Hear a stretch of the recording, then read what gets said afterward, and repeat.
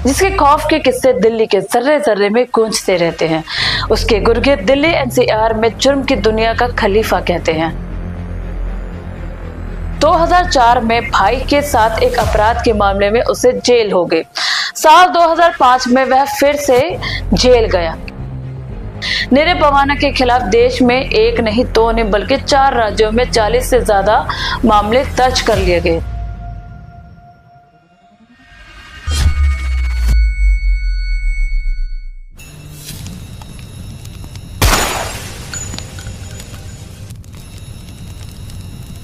नमस्कार, एक नए दिन और नई कहानी के साथ आज मैं आपके सामने एक ऐसे गैंगस्टर की कहानी लेकर आई हूं जिसके खौफ के किस्से दिल्ली के जर्रे जर्रे में गूंजते रहते हैं। उसके गुर्गे दिल्ली एनसीआर में जुर्म की दुनिया का खलीफा कहते हैं। आज बात उसी नीरज भवाना की है। आज हम नीरज भवाना की क्राइम कुंडली का पूरा काला चिट्ठा आपके सामने खोल कर रख देंगे। साथ ही आपको यह भी बताएंगे कि कैसे 16 साल पहले नीरज भवाना ने कैसे क्राइम की दुनिया में कदम रखा, और आपको यह भी बताएंगे कि जुर्म की दुनिया के मास्टर डिग्री उसने कहां से और कैसे हासिल की। नॉर्थ वेस्ट दिल्ली में एक शहर है जिसका नाम है भवाना। नमस्कार, मैं अदिति अपने इस शो भाई लोग में आप सभी का स्वागत करती हूँ, और ज्यादा वक्त ना लेते हुए हम अपने कहानी की ओर बढ़ते हैं। आज की जो कहानी है सच्ची घटना पर आधारित है, और जिस गैंगस्टर के बारे में बताने जा रही हूँ उसी भवाना में 5 अगस्त 1988 को एक बस कंडक्टर के बेटे ने जन्म लिया, जिसने 16 साल की उम्र में किताबों को छोड़कर बंदूकें थामने और अपने जुर्म की दुनिया का साम्राज्य कायम करने में लगाया। उसके बचपन का नाम नीरज था। बचपन में उसे एक ही शौक पाला, लोगों से दुश्मनी मोल लेना और लोगों से झगड़े खरीदना। नाम इन सब में ही रोशन हो गया। नीरज भवाना के खिलाफ देश में एक नहीं दो नहीं बल्कि 4 राज्यों में 40 से ज्यादा मामले दर्ज कर लिए गए। नीरज के पिता चाहते थे कि वो बड़ा होकर एक अच्छा आदमी बने, एक अच्छा बिजनेसमैन बने, लेकिन नीरज के अपराध के बिजनेस की जैसे बचपन में ही ठान ही ली थी। पहले लोगों से झगड़ा करना, झगड़ा खरीदना, दुश्मनी मोल लेना और फिर घर आकर अपने पिता से बुरी तरीके से मार खाना, यह जैसे उसके रोज की आदत ही हो गई थी। क्राइम की दुनिया में आना नीरज के लिए कोई रिस्क नहीं था, बल्कि उससे देखकर लग रहा था कि इसमें बेशुमार पैसा, पावर और पॉलिटिक्स है। इसलिए नीरज ने क्राइम की दुनिया में कदम रखा। नीरज के पिता का नाम प्रेम सिंह दिल्ली ट्रांसपोर्ट कॉर्पोरेशन में एक बस कंडक्टर की नौकरी करते थे। छोटी सी नौकरी थी। वह चाहते थे कि नीरज एक अच्छा आदमी बने, लेकिन अच्छा आदमी तो वो नहीं बन पाया। नीरज एक जाट फैमिली से बिलोंग करता था, इसलिए जाटों ने क्राइम की दुनिया में उसे भरपूर समर्थन दिया, उसे पूरा साथ दिया। नीरज भवाना के बड़े भाई का नाम था पंकज शेरावत। उस वक्त सबसे पहले क्राइम की दुनिया में पंकज शेरावत ही कूदा।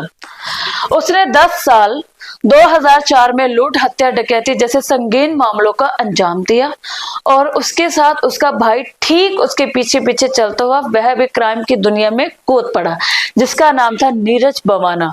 नीरज भवाना के बारे में एक और बात कही जाती है। साल 2004 में भाई के साथ एक अपराध के मामले में उसे जेल हो गई। साल 2005 में वह फिर से जेल गया। क्योंकि अवैध हथियार रखने के आरोप लगने लगे और वह पकड़ा गया। 2005 में नीरज भवाना तिहाड़ जेल में गया, और यही उसकी जिंदगी का एक टर्निंग पॉइंट साबित हुआ। तिहाड़ जेल में उसने अपराध की दुनिया में अपना सिक्का जमाना शुरू कर दिया था कि तिहाड़ जेल में ही नीरज भवाना की मुलाकात हुई फजल उर रहमान से। फजल उर रहमान के ऊपर आरोप था कि वह अंडरवर्ल्ड डॉन दाऊद इब्राहिम का आदमी था, और इसी तिहाड़ जेल में फजल उर रहमान ने नीरज भवाना को इस बात की ट्रेनिंग दी कि अपराध की दुनिया में वो हुकूमत विस्तार में फैला सके। नीरज भवाना फजल उर रहमान को अपने जुर्म की दुनिया का गुरु मान चुका था। बदले में फजल उर रहमान ने नीरज भवाना को इस बात का भरोसा दिया कि तुमको क्राइम की दुनिया में एक्सटॉर्शन किंग बना दूंगा।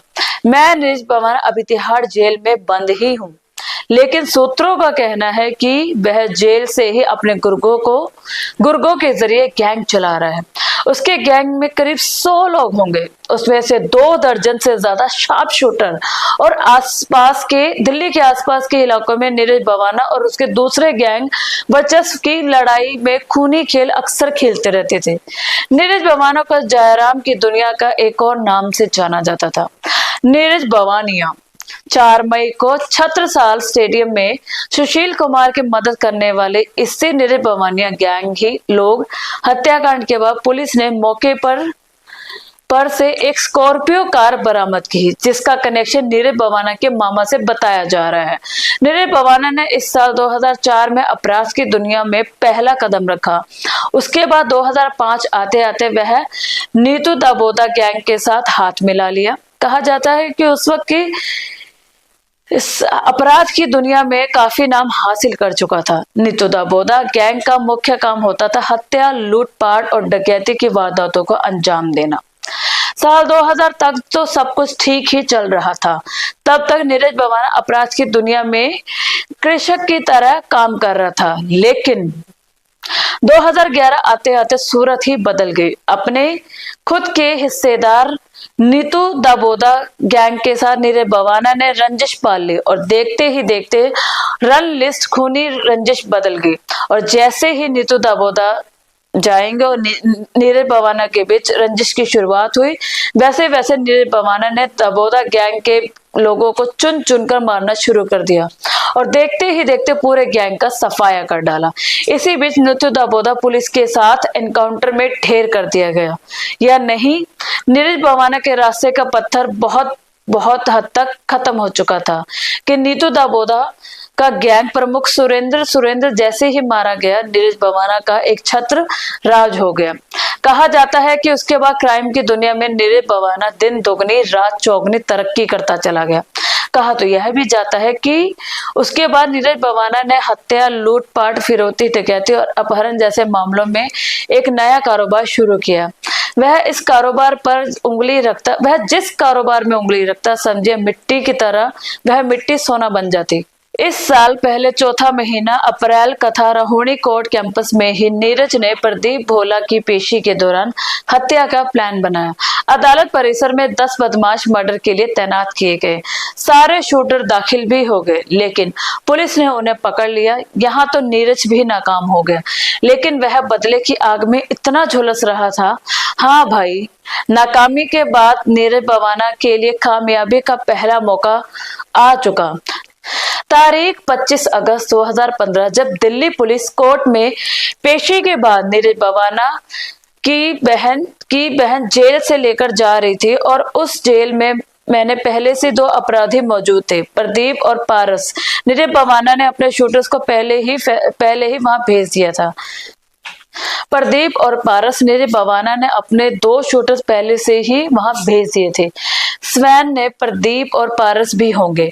जिसके बाद मौका देखते ही नीरज बवाना ने पारस और प्रदीप को मौत की नींद सुला दी थी। नीरज बवाना के लिए दूसरा मौका अप्रैल 2017 में है, जब रोहिणी जेल के बाहर पौधा खेत खसरा। यह झूठ को भी नीरज बवाना ने मरवा दिया।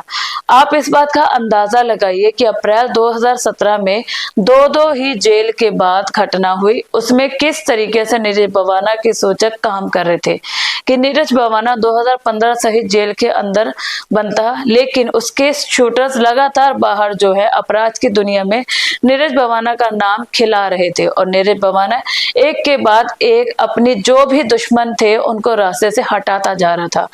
क्राइम के साथ साथ नीरज बवाना को 2 और चीजों का शौक था। नीरज बवाना को अपने दाहिने हाथ पर राधा स्वामी नाम का टैटू गुदवा रखा था।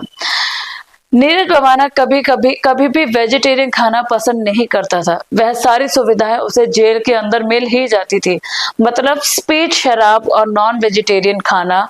यह बाबा न जाने जितनी अच्छी हरियाणवी बोलता था, उतनी ही अच्छी हिंदी और उतनी ही अच्छी अंग्रेजी भी बोल लेता था।